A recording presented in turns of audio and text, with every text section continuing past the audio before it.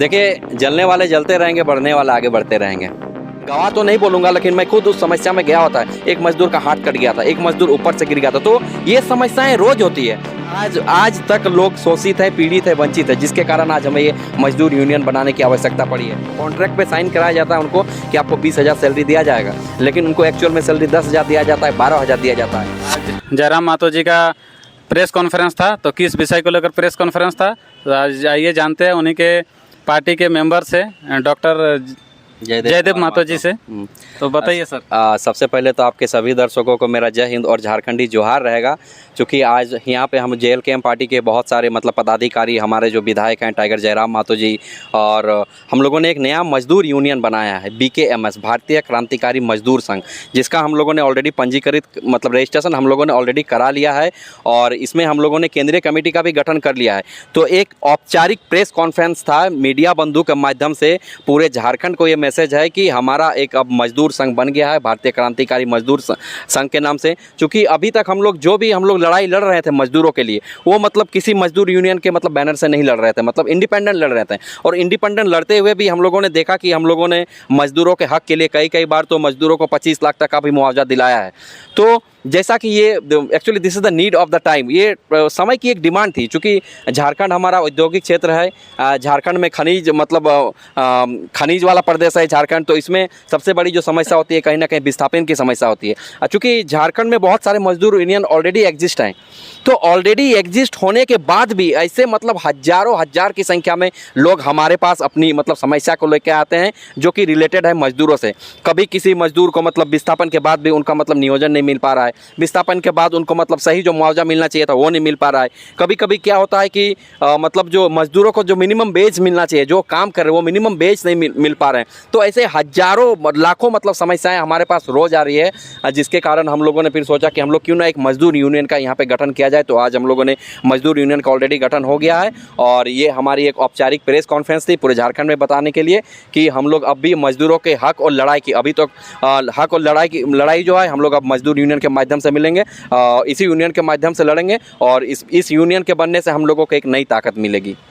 अभी तो झारखंड में काफ़ी मजदूरों ने, लाखों करोड़ों मजदूरों ने कई पार्टियों पर भरोसा जताया होगा, और आप लोग का ये पार्टी का नया मतलब जो कमेटी आई है उनके साथ किस प्रकार से जुड़ा? मैंने आपके पहले सवाल में भी कहा था, अगर मजदूरों के हक यूनियन के लिए अगर जो जितने भी यूनियन बने हुए हैं, जितने भी पार्टी बने हुए हैं, वो लोग अगर लड़ते तो फिर हमें नई यूनियन बनाने की आवश्यकता नहीं होती। कहीं ना कहीं आज तक लोग शोषित है, पीड़ित है, वंचित है, जिसके कारण आज हमें ये मजदूर यूनियन बनाने की आवश्यकता पड़ी है। और जिस तरह से हम पार्टी में रहकर लोगों के लिए काम कर रहे हैं, लोगों का दिल जीत रहे हैं, लोगों का विश्वास जीत रहे हैं, उसी तरह से हम लोग एक मजदूर यूनियन के माध्यम से झारखंड के हर एक मजदूर के हक अधिकार के लिए लड़ेंगे और मजबूती से खड़े रहेंगे।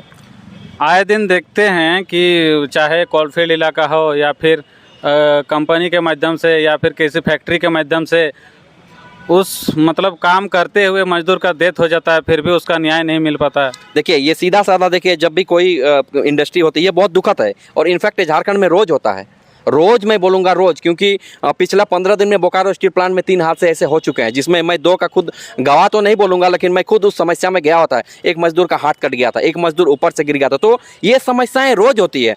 तो ये जो इंडस्ट्री, जो भी यहाँ पे इंडस्ट्रियल हब जो है, जो भी माइनिंग हब है, वो क्या कर रहे हैं, एक तीसरी पार्टी को हायर कर रहे हैं, और वो तीसरी पार्टी क्या कर रही है, हमारे लोगों को मतलब हायर कर रही है।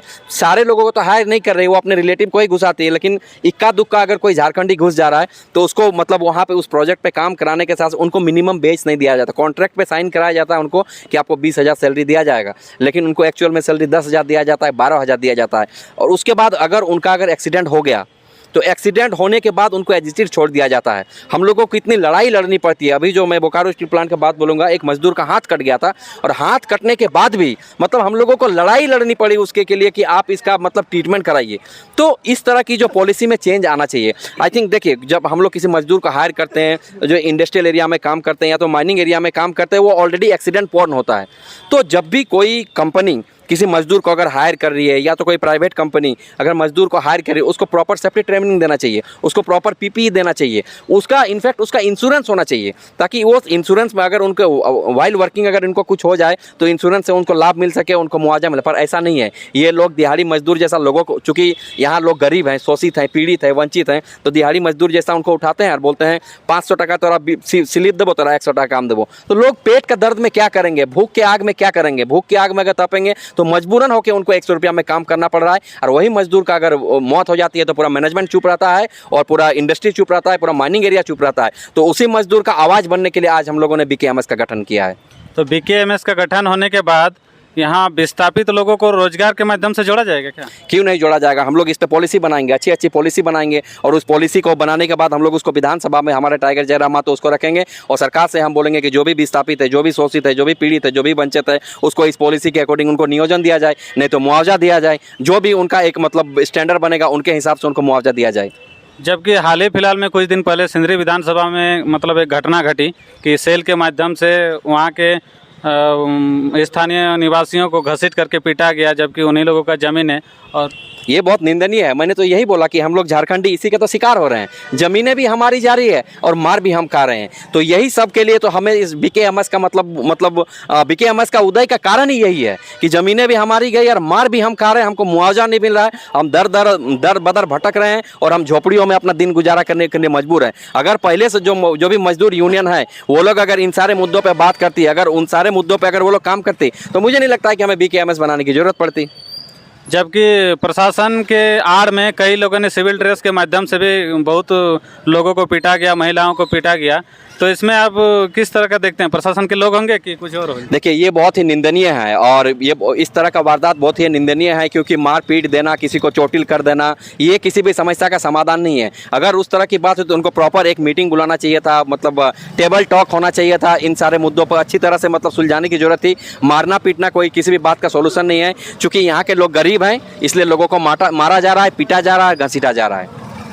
अभी हाल ही फिलहाल में 2 दिन का एक चर्चा चल रहा है खबर में कि आप लोग के सुप्रीमो के ऊपर जमशेदपुर के पूर्व सांसद है शैलेंद्र महतो जी, उन्होंने कुछ मतलब एक चर्चित वाला टिप्पणी की है कि टाइगर जयराम महतो कुर्मी के वोटर को दिग्भ्रमित करके अपना राजनीति कर रहे हैं। इस विषय में आप क्या बोलना चाहेंगे? देखिए, ये जो जेएलकेएम की जो पार्टी है, ये कोई मतलब राजनीति या किसी ये जो पार्टी है हमारी, ये किसी जाति समुदाय के लिए काम नहीं करती है। आप देखिएगा इस पार्टी में हर एक वर्ग के लोग जुड़े, इसमें हिंदू हैं, इसमें मुस्लिम है, इसमें सिख है, इसमें ईसाई है, इसमें कुर्मी है, इसमें कुम्हार है, इसमें मांझी है, इसमें तेली है। ये कोई मतलब इसका पार्टी नहीं है, किसी पर्टिकुलर जाति का पार्टी नहीं है। तो ये मुझे लगता है ये टिप्पणी उन्होंने मतलब बहुत गलत तरीके से दिया है। इनके ऊपर टिप्पणी की लोगों को भ्रमित कर रहे हैं। हम लोगों को भ्रमित नहीं कर रहे हैं, हम झारखंडी लोगों को जोड़ने का काम कर रहे हैं। और जब हम झारखंडियत की बात करते हैं ना, तो हम कभी भी किसी जाति विशेष की नहीं बात करते हैं कि कुर्मी है, ये कुम्हार है, ये ब्राह्मण है, ये क्या है, ये दिस है, दैट है। तो हम तोड़ नहीं रहे हैं, हम झारखंड के लोगों को झारखंडियत के नाम से जोड़ रहे हैं और एक परिवार बना रहे हैं। जयराम महतो की जो मतलब राजनीतिक कद बढ़ रही है, उसको देख करके कई लोगों उसके पीछे हो या उसके साथ रहने वाले दोस्तों के माध्यम से ट्रोल किया जाता है। उन लोगों को क्या संदेश देना चाहेंगे? देखिए, जलने वाले जलते रहेंगे, बढ़ने वाले आगे बढ़ते रहेंगे। वक्ता जेएलकेएम का जो हमारे बीच हैं, उनसे जानेंगे कि झारखंड के आगे बढ़ाने के लेकर बीकेएम के जो गठन किया गया है वो कहाँ मतलब इसका प्रभाव दिखेंगे।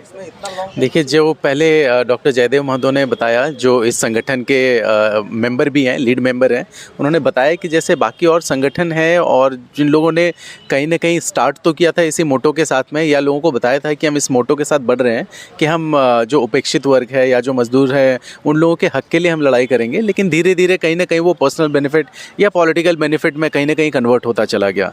तो जब हमारे माननीय विधायक श्री जयराम महतो जी के पास जो जनता दरबार में लोग आते हैं, उसमें समझिए 90% तो ऐसे लोग हैं जो इसी तरीके के उपेक्षा को झेलते हुए या इस परेशानी से वहाँ पहुँचे हैं। तो इनको लगा कि शायद अकेले एक विधायक हर काम तो नहीं कर सकता, और इस तरह के मामलों को सुलझाने के लिए एक अगर मजदूर संघ हो हमारे पास जो इस तरह के मैटर्स को सॉल्व कर सके, तो ये इस सोच के साथ में ये इंटेंट आगे बढ़ा और आगे बढ़ के फॉर्मली वो रजिस्ट्रेशन भी हो गया है ऑर्गेनाइजेशन का, और आज की जो प्रेस कॉन्फ्रेंस थी, जो प्रेस वार्ता रखी गई, वो इसी के लिए था, ताकि ये बताया जा सके कि अब हम लोगों की नेक्स्ट स्ट्रैटेजी क्या होगी, हमारा रजिस्ट्रेशन हो गया है, हम लोग कैसे आगे लड़ाई लड़ेंगे, तो इन सब मैटर्स पे था। तो तमाम जो मतलब शोषित वंचित जो मजदूर हैं, विस्थापित हैं, वो लोग किससे जुड़ेंगे?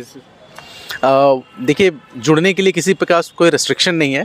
वो भारतीय क्रांतिकारी मजदूर संघ में एज मेंबर भी जुड़ सकते हैं, अपनी परेशानियों को यहाँ के जो हमारे पदाधिकारी हैं उन तक पहुँचा सकते हैं, और बाकी हमारा जो संगठन है JLKM, उसके मेंबर बन सकते हैं। उसके मेंबर बन के पार्टी की जो दिशा है, जो हमारी सोच, हमारी जो मोटो है, उसको और लोगों तक पहुँचा सकते हैं। क्योंकि आप देख रहे हैं कि जब से ये संगठन बना है, चुनाव के जस्ट 2-3 महीने पहले रजिस्ट्रेशन हुआ, चुनाव के बाद हमारे विधायक हैं विधानसभा में, तो आप विधानसभा में जो उनके क्वेश्चंस होते हैं, जो वो वहाँ रेज़ करते हैं असेंबली के अंदर, वो आप देख रहे हैं कि वो सारे बिल्कुल ज़मीन से जुड़े हुए ऐसे सवाल उनके होते हैं।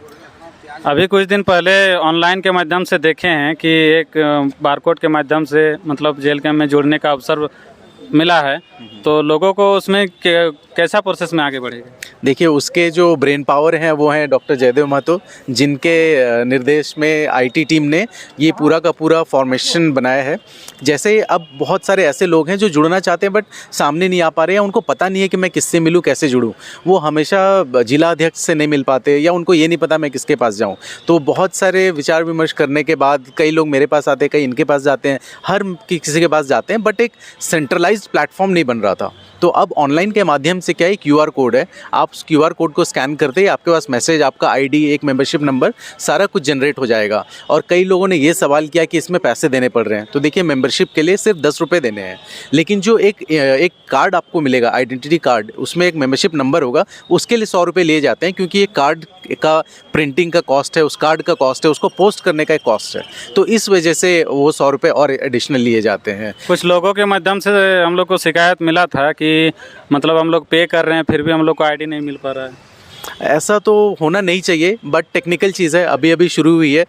हो सकता है 100 केसेस सक्सेसफुल हुआ हो, 2 में कहीं अनसक्सेसफुल हुआ हो, तो ये तो खैर किसी भी भारत सरकार के भी साइट्स पे हो जाती हैं कई बार, बट अगर कोई ऐसी शिकायत आती है तो तुरंत उसका निष्पादन किया जाता है। देखिए, इस क्वेश्चन का जवाब मैं भी देना चाहूँगा। इन्होंने ऑलरेडी बता दिया है, पर मैं इस पर यह कहना चाहूँगा, जिसके ID कार्ड डाउनलोड नहीं हुए हैं, हम लोगों ने उस पर एक मतलब एडिशनल उसमें एक एडवांस डाला हुआ है, उसमें अपना मोबाइल नंबर डाल के आप फिर से अपना ID कार्ड जनरेट कर सकते हैं दोबारा। ये हम लोगों ने डाला हुआ है। ये लोग, बहुत सारे लोगों के ऐसे शिकायत आ रही थी एक्चुअली कि हमने 10 रुपये पे किया, हमारा डिजिटल कार्ड नहीं बन रहा है, तो हम लोगों ने एक एडवांस डाला हुआ है। तो उस एडवांस पे जहाँ पे ज्वाइन JLKM का एडवांस है, उसके नीचे होगा कि डाउनलोड योर ID कार्ड, उसको क्लिक कीजिए, अपना मोबाइल नंबर डालिए, आपका ID कार्ड उसमें डाउनलोड हो जाएगा। नहीं डाउनलोड हो जाएगा तो उस पर एक कमेंट छोड़िए, एक मेल छोड़िए, हम लोग उसके रिस्पॉन्स करेंगे।